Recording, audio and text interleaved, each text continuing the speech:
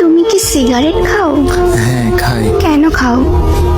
কেন খাই তা তো বলতে পারবো না, বাট আমার যদি একটা নির্ঘুম রাত আপনার হাতে উঠে দিতে পারতাম তাহলে আপনি হয়তো বুঝতে পারতেন কেন আমি সিগারেট খাই। এখন থেকে আর খাবা না। কেন খাবো না? আমি বলছি তাই। আপনি বলছেন মানে? কে আপনি? আর আমার সম্পর্কে আপনি কি বা জানেন? জানি না, আমি বলছি তাই শুনতে হবে। সরি আপু, মাফ করবেন, আমার পক্ষে আপনার এই কথাটা রাখা কোনোভাবেই পসিবল না। আচ্ছা, আরেকটা কথা, তুমি কি রাত জাগো? রাত জাগা পাপিরা অবশ্যই রাত জাগবে, এটা নতুন কি? এটা বলার কি আছে? আজকে রাত থেকে ভালো ছেলেদের মতো ঘুমাই পড়বা। আজ তো আমি আপনাকে চিনিও না, আর আপনার কথা আমি শুনবো বললেই হবে নাকি? জি, বললেই হবে। আর মুখের উপরে তো কথা বলো কেন? মেরে সোজা বানিয়ে দিব। আপনি ভাবতেছেন আপনার এসব নরম নরম কথাই আমি গলে গিয়ে নিজেকে পরিবর্তন করে ফেলবো, বাট এটা কোনোভাবে সম্ভব না আপু। আমি অগোছালো ছিলাম আর অগোছালোই থাকবো, আপনার এসব কথায় কোনো কিছু আমার যায় আসবে না।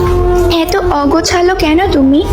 অল্প বয়সে পরিবারের দায়িত্ব কাঁধে নেওয়া অ্যান্ড একটা মানুষকে খুব বেশি ভালোবাসার পরেও তার দেওয়া আঘাতগুলো আমাকে অগোছালো করে ফেলছে।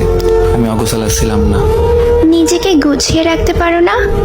যার জীবনের কোনো ত্রিসীমানা নাই তার জীবনটা গুছিয়ে আর কি হবে? তুমি এত রোগা কেন? খাওয়া দাওয়া ঠিক মতো করো না?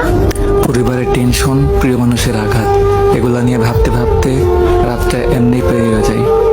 সকালের খাবারটা ঘুমিয়ে ঘুমিয়ে পার হয়ে যায়, আর দুপুরের খাবারটা কাজের ফাঁকে কখন যে খাই বা না খাই কোনো ঠিক ঠিকানা থাকে না। আর রাতের খাবার তো বন্ধুদের আড্ডায় ভুলেই যায় খাবারের কথা। এত এলোমেলো হয়েছ কিভাবে? ওই যে বললাম না, পরিবারের টেনশন আর আপনার মতো একটা প্রিয় মানুষের আঘাত। ও আচ্ছা, আসলে তোমার জীবনের মানুষটা ভুল, এই জন্য তুমি ঠকে গেছো।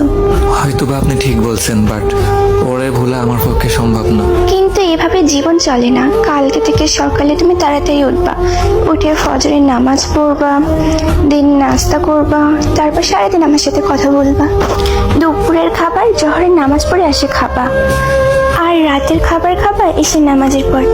এরপর থেকে রাত 12টা পর্যন্ত আমার সাথে কথা বলবা, আর তারপর লক্ষ্মী ছেলের মতো ঘুমাই পড়বা। ওকে? হাসাইলেন আপু, আপনি ভাবছেন আপনার এই দুই একটা মিষ্টি মিষ্টি কথায় আমি ইমপ্রেস হয়ে যাব? এটা কোনোভাবে সম্ভব না আপু।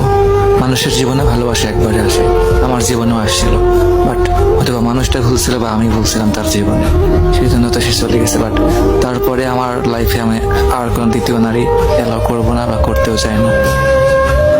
আর আপনিও আপু নিজেকে আমার জীবনের সাথে জড়িয়ে নিজের জীবনটা নষ্ট করবেন না।